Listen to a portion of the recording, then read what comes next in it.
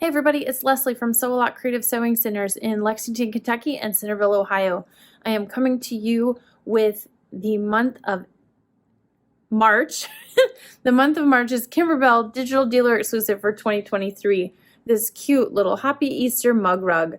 It does come in two sizes. This is the smaller of the two, so there's a mug rug and then what I call like a table mat. We're going to use fabric for appliques as well as leather. We're going to talk about how to piece this and quilt this and put the backing on all in the hoop. So I hope that you enjoyed this month's project. So as we get ready to stitch the bunny mug rug for this month, you're going to need a few items. One being some project batting. For the small size, it's going to be a 6x8. That's what we're working on in the video today. All of your measurements for the larger rug are in the column under the 8x12 design. So we're going to focus on the 5x7 design today. You're going to use your piece of project batting. You're going to have two pieces of fabric. They're going to be for your backing, and these are going to be a larger piece of fabric that you're going to take and you're going to fold wrong sides together and press. So you're going to have two of those, and we're going to set those aside. We're going to have your main background on the white side, which is the larger square, and on the back side of it, we're going to iron some fusible backing. So we've got that one ready. You're going to have the other half of your mug rug background or foundation, and that's going to be a smaller rectangle. You don't need any fusible on the back of that one, just the white so we can keep anything from showing through it. Then you're going to have your applique pieces for your bunnies, so you're going to choose your fabrics for that. One of them is a leather, the other two are just cotton fabrics. The cotton fabrics, we are going to put that woven fusible SF101 or fusible backing on the back side of those. So you're going to iron those per the directions of the item that you've chosen. The leather doesn't need a backing, it already has a nice stable backing. So we're going to keep anything from showing through our bunnies that way, as well as help to stabilize them a little bit for our stitches.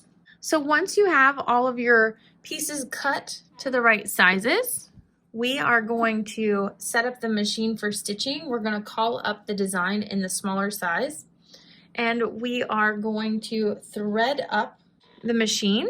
I'm going to use a thread that's a little bit darker so that you can see what we're doing. And we're going to start off by stitching a placement stitch right onto our light mesh cutaway stabilizer. We're going to take our piece of project batting and we're going to cover up that placement stitch completely, making sure to leave a little overhang all the way around, and we're going to stitch that in place. Now we have our two areas. There's the larger and the smaller that correlate with our larger square and our rectangle for the backgrounds. The first piece we're going to lay down is our square. We're going to make sure we cover up that whole square area, and this is going to get tacked down right through the center. We are placing this fabric right side up.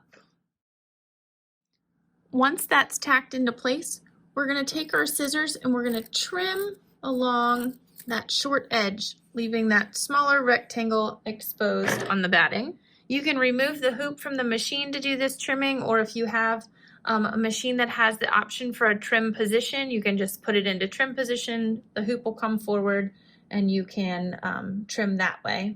And then from there, we're going to take our other half of the background fabric. We're going to turn it right side down. So we're going to put right sides together and we're going to line it up right on that line we just trimmed. And then we're going to stitch it in place. Next, before I flip this fabric over, I'm going to take my Clover fabric folding pin that's filled with its magic solution, and I'm going to wet that seam line, and I'm going to fold this back. That fabric folding pin is going to give this a nice flat crease without me having to take it to the ironing board. From here, we're just going to tack this down all the way around. Once everything's tacked into place, you're going to do your quilting. So you'll want to change your thread to whatever color you would choose to quilt the background. It's going to quilt across both colors.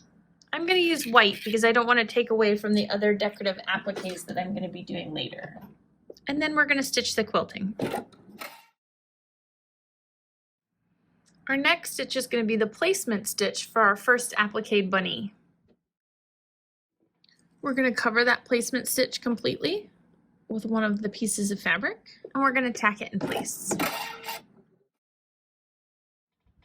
I'm going to remove the hoop from the embroidery arm, and I'm going to trim around my bunny.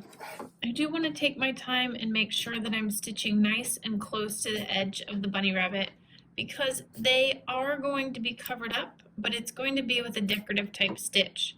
So it won't be quite as full as what you're used to with a satin stitch. It always helps once you've started trimming if you can pull the excess fabric up and create a little bit of tension to allow you to get close to those stitch lines without cutting through them. Once you've trimmed out your bunny, you're going to put the hoop back on the embroidery arm and you're going to stitch around the outside edge. Once the first bunny is done, you're going to move on and do the same thing with the second.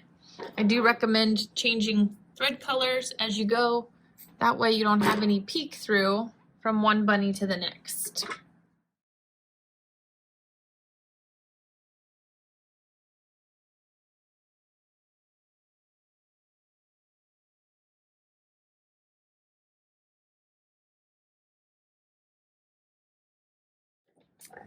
Once all three of your bunnies are appliqued down, we are going to move on to stitching some fun decorative elements.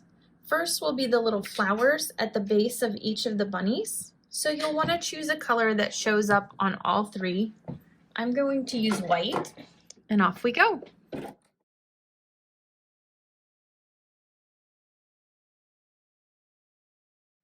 After the little flowers and the flower centers are stitched, it's going to stitch the words Happy and Easter. So you can choose your color for that. And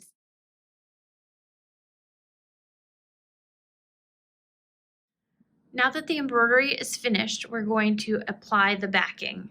So you've got these two pieces from the beginning when we talked about. They are both folded in half, wrong sides together, so you're going to see the pretty sides out. We're going to lay those over top, the top side of the mug rug. We're going to make sure that they overlap in the center, and then you're going to tape them down. I highly recommend a piece of tape right across the center to hold things in place, as well as to keep your foot from catching on that flap. And then we're just going to stitch this. Now our embroidery is finished. From here, we're going to remove the tape, and the easiest way to do that is to release the tape up and then tear it down along the stitches or up along the stitches. Same thing from the center on both sides and from the opposite side. It makes it much easier to remove the tape if you tear along the stitching instead of across it. You risk pulling your stitches out the other way.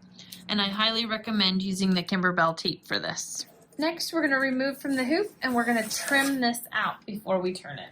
I'm going to use my ruler and I'm going to trim 1/4 inch all the way from that stitching line that put our back on, all the way around. Once that's complete, I am going to trim off my corners, and once I've trimmed them, I'm going to come back in and take a steeper cut off each side just to reduce the bulk so I get nice clean points. From here, we're going to turn this right side out. I'm going to use my point turner to poke those corners out, get some of that bulk. We'll finish up by taking this to the ironing board along with our wool mat to press it out nice. So I hope everybody enjoyed this month's, I guess we're in March of 2023's Kimberbell Digital Dealer exclusive, where we made this cute little Happy Easter mug rug. Remember, it does come in 2 sizes, so you've got the smaller one as well as a larger size. This is not the Easter Bunny one, but this is a version of the larger size in one of their other mug rug packets. So you can see what that looks like. Hope you have fun with the design and you can create all kinds of cool stuff with it. Don't forget, if you like the video, subscribe to our channel to check out more cool information and make sure you like us. Thanks.